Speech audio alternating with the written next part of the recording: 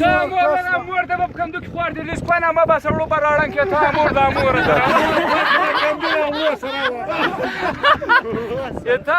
مور ته به تر پاچور کتلې دا زیږی دي ولې په کوف منځ کې نه وی تا مور دا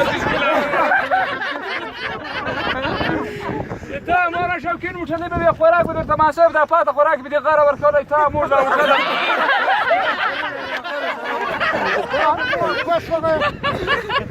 زور سپی به وای د خپلې مور پراته به یې خپله تا د مور کوسه او سپی او پراته